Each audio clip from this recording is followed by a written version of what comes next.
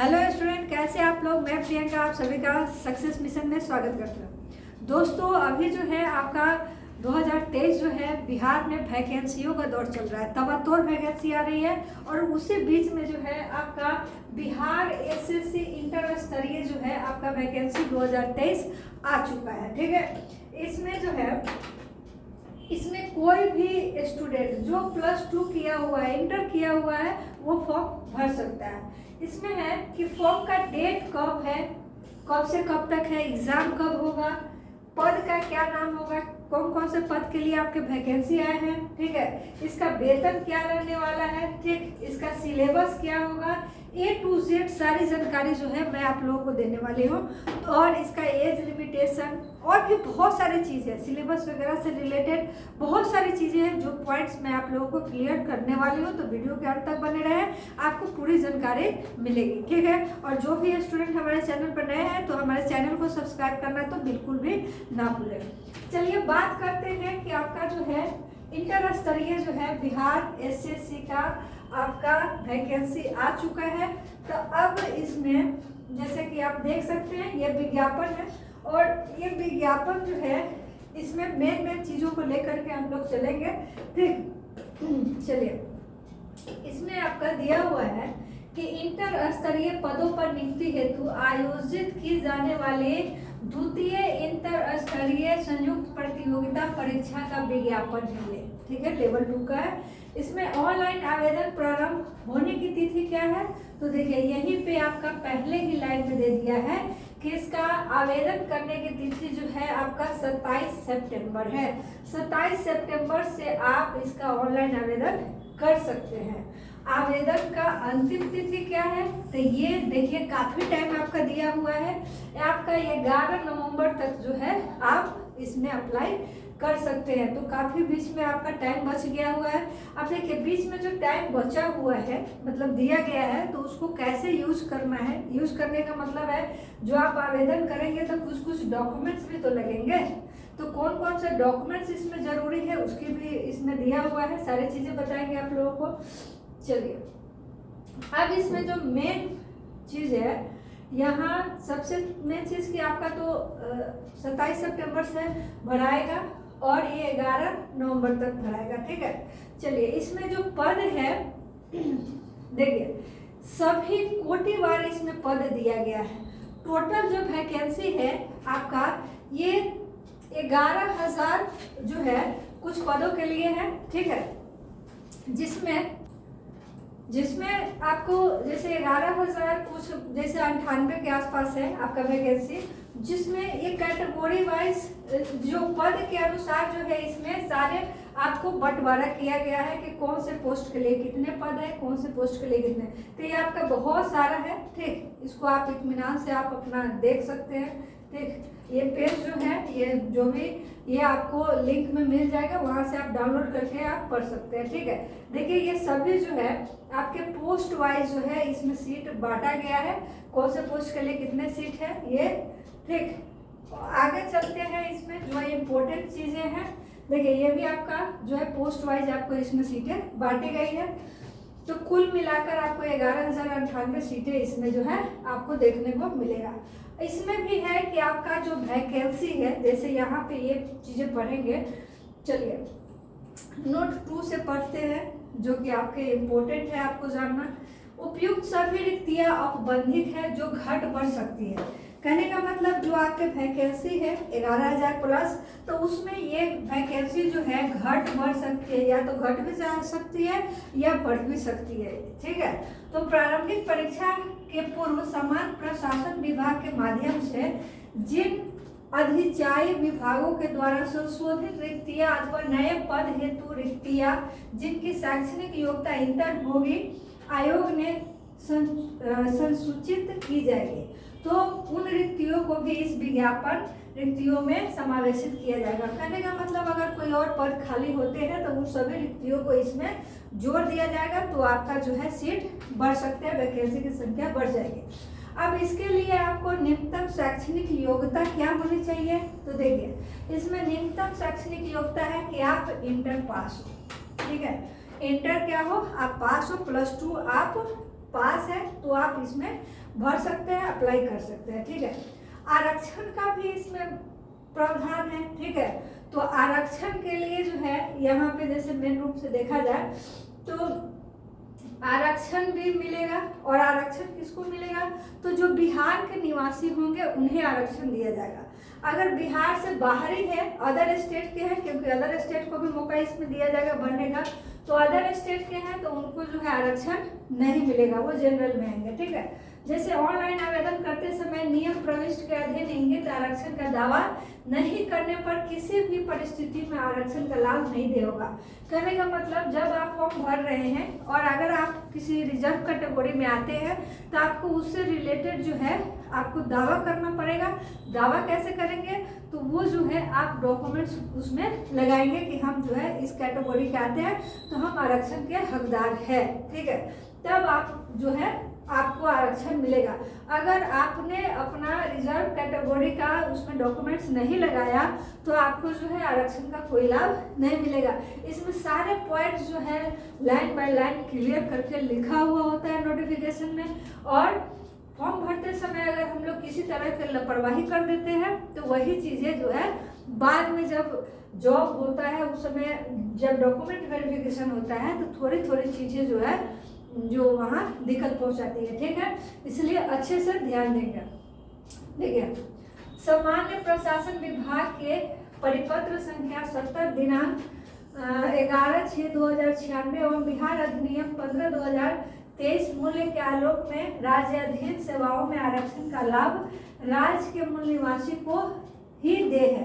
कहने का मतलब सिर्फ बिहार राज्य के जो निवासी होंगे उन्हीं को दे होगा।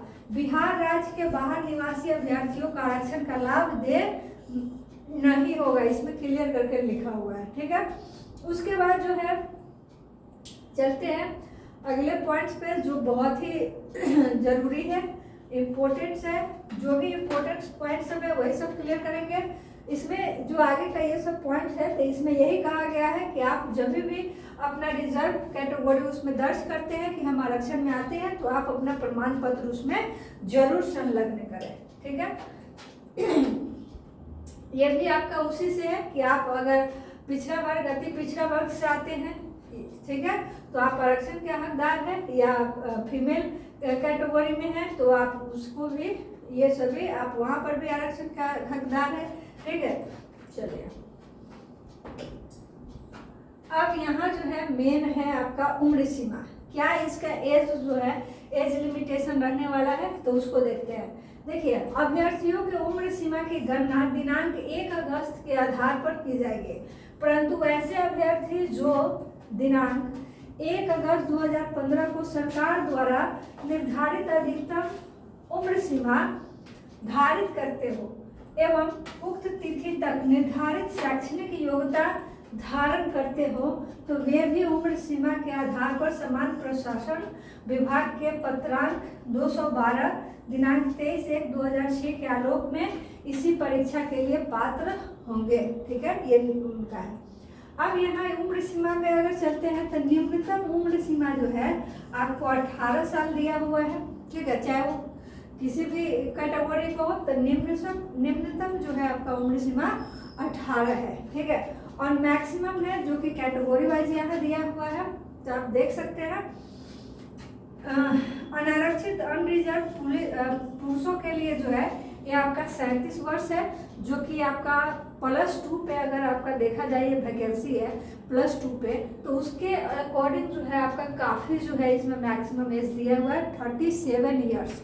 ठीक है, जो कि बहुत मायने रखता है 37 वर्ष। उसके बाद है अनारक्षित महिला वर्ग, जनरल महिला का कितना है तो इसमें 40 वर्ष उनको मैक्सिमम एज है।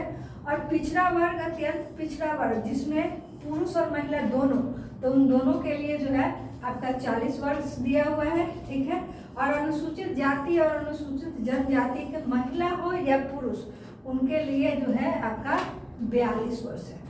ठीक, उसके बाद भी इसमें जो है आपको एज में भी कुछ रिलैक्सेशन है। जैसे अगर मान लिए कि कोई पहले से अगर सेवा कर रहा हो, मतलब बिहार राज्य के अगर कोई कर्मचारी है पहले से, किसी पद पे हैं और वो 3 साल तक अपना काम जो है कर चुके हैं, तो उन्हें अपने एज में जो है 5 साल का छूट होगा। ठीक है, इस तरीके के। अगर दिव्यांग है तो उन्हें जो है दिव्यांग है तो उन्हें 10 साल का छूट दिया जाएगा, जो कि यहाँ लिखा हुआ है। और इसमें एक चीज़ और भी है कि पहले से अगर कोई बिहार में जॉब कर रहे हैं और इस तरीके के जॉब में, अलग अलग आयोग के जॉब में अगर भरना चाहते हैं, तो उनको सिर्फ 5 ही जो है, जैसे बिहार एसएससी में आपने जॉब कर लिया, तो आपको अगर किसी और भी अगर जॉब का अगर आपको फॉर्म भरना है, एग्ज़ाम देना है, तो वैसे आपको सिर्फ 5 ही अवसर दिए जाते हैं। ठीक, जो कि यहाँ पे है क्लियर लिखा हुआ है कि अधिकतम जो है 5 अवसर उसमें दिए जाएंगे। और भी है, जैसे जैसे कैटेगरी है उस तरीके से इसमें जो है एज में आपका छूट है। ठीक है, चलिए अब है यहाँ पे कि आपका जो परीक्षा का शुल्क जो होगा वो कितना होगा, कि आप ऑनलाइन जब आवेदन करेंगे तो उनका शुल्क क्या होने वाला है। तो देखिए, सामान्य वर्ग, पिछड़ा वर्ग, अत्यंत पिछड़ा वर्ग के पुरुष अभ्यर्थी के लिए जो है ये आपका 540 रुपये है। कितना? 540 रुपये।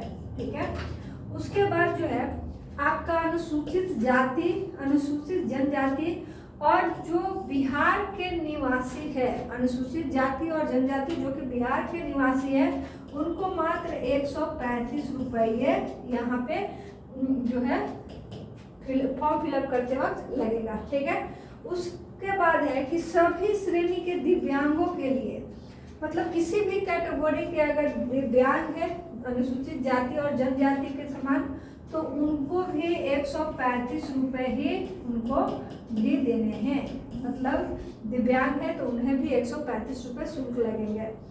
सभी श्रेणी के महिला, सिर्फ बिहार के निवासी के लिए, जो कि बिहार के किसी भी कैटेगरी के फीमेल कैंडिडेट है, तो उन्हें भी 135 रुपये जो है शुल्क लगेगा। उसके बाद है कि बिहार राज्य के बाहर के सभी श्रेणियों के लिए, सभी अभ्यर्थियों को, बिहार राज्य से बाहर के, चाहे वो महिला कैंडिडेट है या पुरुष कैंडिडेट है, तो उनको जो है 540 रुपये उनको लगेगा। अदर स्टेट वाले को सीधा समझिए, मेल हो फीमेल हो, उनको 540 रुपये यहाँ पे देना होगा। तो ये हो गए जो है फी का बात, शुल्क देना है ऑनलाइन करने का। अब चलिए आगे, यहाँ पे आपका जो है मेन जो पॉइंट्स है, यहाँ ये देखिए, यहाँ जो है आपका ऑनलाइन रजिस्ट्रेशन करने के पश्चात परीक्षा शुल्क ऑनलाइन पेमेंट गेटवे, ठीक है, के माध्यम से दिनांक 27/9/2023 से 9/11/2023 तक जमा किया जाएगा। मतलब जो आप फॉर्म भरते हैं तो जो पेमेंट करने का आपको लास्ट डेट है वो जो है आपका 9 नवंबर जो है लास्ट डेट है पेमेंट जमा करने का। ठीक है, फॉर्म लास्ट भरने का आपको 11 नवंबर है और पेमेंट करने का आपका 9 नवंबर है। अब परीक्षा जो है किस टाइप का होगा, तो ये जो परीक्षा है आपका जो है वस्तुनिष्ठ होने वाला है। ठीक है, वस्तुनिष्ठ है। और बिहार कर्मचारी चयन आयोग परीक्षा संचालन नियमावली 2010 के आलोक में 40,000 से अधिक आवेदन प्राप्त होने पर परीक्षा आयोजित की जाएगी। कहने का मतलब इसमें क्लियर लिखा हुआ है कि आवेदन 40,000 से ज़्यादा आएगा तो हम परीक्षा लेंगे, अगर 40,000 से कम आएगा तो परीक्षा न भी हो सकती है। ठीक है, और दूसरी बात कि अगर 40,000 से बहुत ज़्यादा अगर अभ्यर्थी ने अप्लाई कर दिया तो परीक्षा जो है ज़्यादा चरणों में होगी। कहने का मतलब 1 डे नहीं हो करके आपका 5 दिन, 10 दिन, 15 दिन इस तरीके से एग्जाम इसका होगा, जो कि यहाँ पे क्लियर लिखा हुआ है। ठीक है, यहाँ पे लिखा हुआ है कि अधिक आवेदन प्राप्त होने पर प्रारंभिक परीक्षा जो है 1 से अधिक चरणों में ली जाएगी। अब है कि अब 1 से अधिक चरण में अगर परीक्षा ली जाएगी तो इसमें नॉर्मलाइजेशन का भी आपका प्रावधान रहेगा। ठीक है, तो नॉर्मलाइजेशन भी इसमें लागू होगा। प्रारंभिक परीक्षा वस्तुनिष्ठ प्रकृति की होगी, मतलब ऑब्जेक्टिव टाइप होंगे, जिसमें आपको जो है प्रारंभिक परीक्षा के माध्यम से कोटिवार उपलब्ध रिक्तियों के 5 गुना जो है संख्या के बराबर अभ्यर्थियों का चयन मुख्य परीक्षा के लिए किया जाएगा। सपोज कि अगर 40,000 अगर स्टूडेंट जो है फॉर्म भरते हैं, ठीक, तो 40,000 तो परीक्षा हो गया। यहाँ सीट तो है आपका 11,000, ठीक, लगभग 11,000 कुछ है, तो हम 11,000 मान लेते हैं।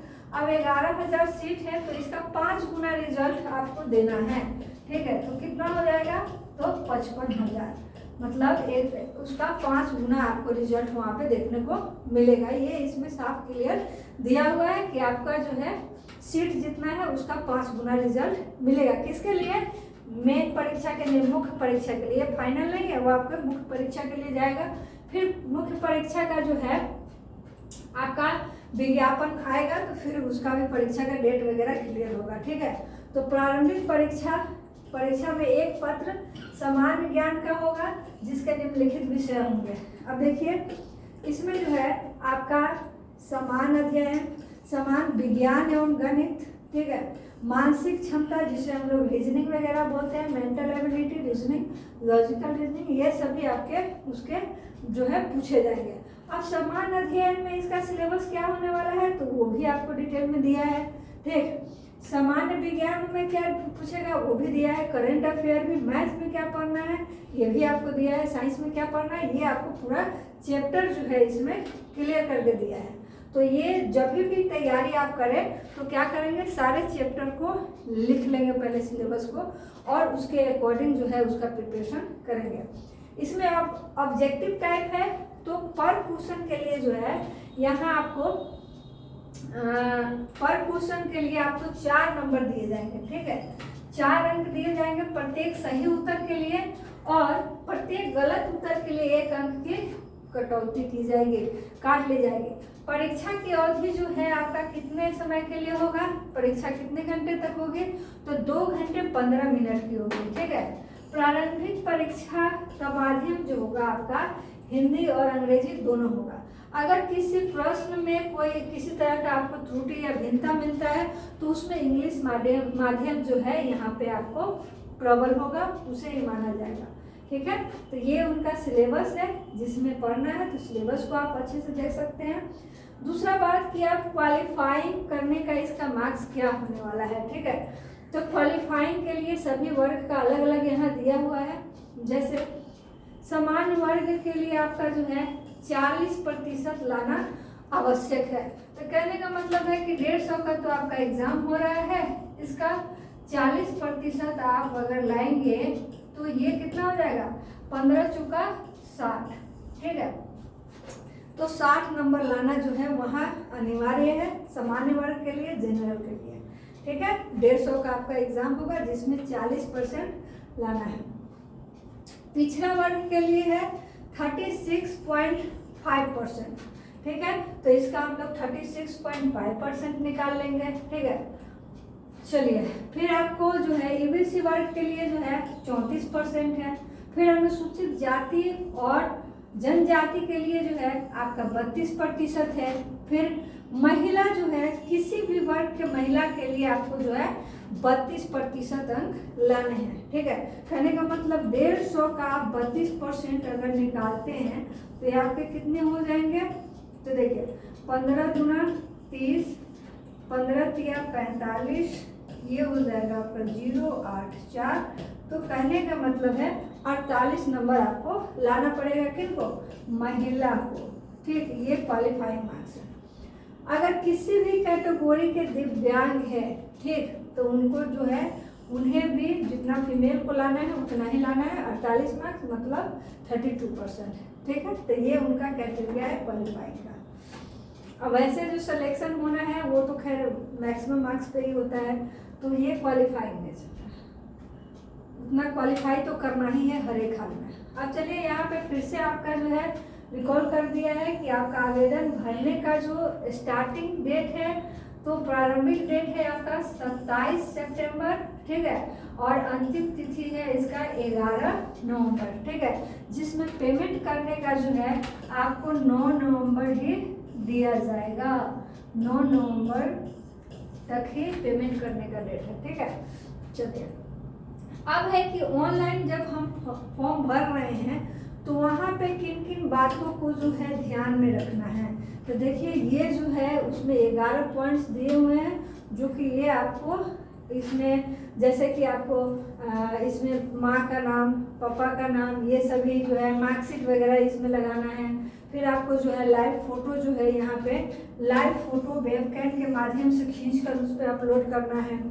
जैसे आप इसमें जाति प्रमाण पत्र वगैरह ये जो लगाते हैं, तो देखिए जितने भी फीमेल कैंडिडेट हुए हैं जो अनमैरिड है तो कोई बात नहीं है, वो अपने जातीय आवासीय जो है वो अपने पेरेंट्स के नाम से लगाएंगे, ठीक। और जो मैरिड है उनको भी जो है अपना जातीय जो है ओबीसी वगैरह, नॉन क्रीमी लेयर, ये सब अपने फादर के ही नाम पे बनवाना है, ठीक है, हस्बैंड के नाम पे नहीं बनवाना है, ठीक है। ये सब इसमें क्लियर है। तो इन सभी चीज़ों को ध्यान में रखेंगे। और जो दिव्यांग है तो यहाँ पे दिव्यांग के लिए भी है कि जो 40% या उससे अधिक जो है दिव्यांग के कैटेगरी में आते हैं तो उनको भी जो है अपना डॉक्यूमेंट्स लगाना है। और दूसरी बात कि द्वारा ऑनलाइन आवेदन में अंतिम अंकित श्रुति लेखन की आवश्यकता है या नहीं को सिलेक्ट करेंगे। जैसे होता है कि बहुत लोग देख नहीं पाते हैं या कुछ लोग लिख नहीं पाते हैं, तो उनके लिए भी अलग से कैंडिडेट बैठा जाते हैं, तो उनका ऑप्शन है वहाँ पे आप अपना हाईलाइट कर लेंगे, ठीक है। बाद बाकी जो बेसिक आपका इंफॉर्मेशन मांगा जाता है जैसे मैट्रिक का मार्कशीट, इंटर का मार्कशीट, ठीक है, सर्टिफिकेट, तो ये सभी चीज़ें उसमें लगाना है, ठीक है। चलिए यही सब चीज़ें हैं जो आपको ये सब ध्यान में उसमें रखना है। बायोमेट्रिक भी आपको देनी है, थंब इम्प्रेशन वगैरह ये सब उसमें लगेगा, ठीक। और विभिन्न परीक्षाओं के दौरान जो है अभ्यर्थियों द्वारा पर रूप धारण, कहने का मतलब इसमें वो सारे चीज़ें भी आपको दी हुई है कि आप जो है फॉर्म भरते हैं तो एग्ज़ाम देने आप ही को जाना है। अपने जगह पर दूसरे अगर किसी अभ्यर्थी को अगर बैठाते हैं तो उस कंडीशन में जो है वो कार्रवाई करेंगे, ठीक है। तो ये सभी जो है इलीगल हो जाता है, ठीक। तो किसी तरह का कदाचार अगर पाया जाता है तो उसे जो है वो उम्मीदवारी रद्द कर दी जाती है। जो भी आप डॉक्यूमेंट्स इसमें लगाएंगे वो सही लगाएंगे, ठीक है, गलत नहीं लगाइएगा, ठीक। और उन्हीं अभ्यर्थियों को जो है एग्जाम में बैठने का आपको मौका दिया जाएगा जिनके प्रवेश पत्र आएंगे, मतलब एडमिट कार्ड आएंगे, ठीक है। तो ये सभी उनका जो है मेन पॉइंट्स है, ठीक। चलिए फिर से आप लोगों को एक बार मैं कह देती हूँ कि इनका जो है आपका फॉर्म भरने का जो स्टार्टिंग डेट है वो आपका 27 सितंबर से है, ठीक है। ये आपका स्टार्ट हो रहा है 27 सितंबर से, और इसका लास्ट डेट जो है ये आपका है 11 नवंबर 2023, ठीक है। और जो कि पेमेंट करने का डेट है, ये आपका 9 नवंबर जो है 2023, ठीक है। तो अभी मेरा आप लोगों से यही राय है कि जिनका जो है डॉक्यूमेंट्स अगर नहीं बना हुआ है, जातीय आवासीय ये सब, ठीक है, तो वो सभी आप लोग क्या करेंगे, बना लें, कलेक्शन कर लें, और उसके बाद अपना जो है डेट स्टार्ट है, आवेदन आराम से कर सकते हैं। इसमें सिलेबस भी दी हुई है, तो सिलेबस को ध्यान में रखते हुए आप लोग जो है तैयारी भी शुरू कर दीजिए। अब बात रहा कि आपका एग्ज़ाम कब होगा, तो सबसे पहला चीज़ कि आपका तो फॉर्म ही भरा रहा है आपका 11 नवंबर तक, ठीक है। तो 11 नवंबर तक आपका फॉर्म फिलअप होगा। उसके बाद आपको एग्ज़ाम के लिए कुछ टाइम दिए जाएंगे, ठीक है। तो नवंबर पूरा, दिसंबर भी आपका जो इसका एग्ज़ाम होगा मेरे ख्याल से फरवरी मार्च में चला जाएगा, ठीक है। फरवरी मार्च तक इसका एग्ज़ाम होना है, ठीक। तो आप फरवरी मार्च को ध्यान में रख के आप इसका तैयारी कर सकते हैं, ठीक है।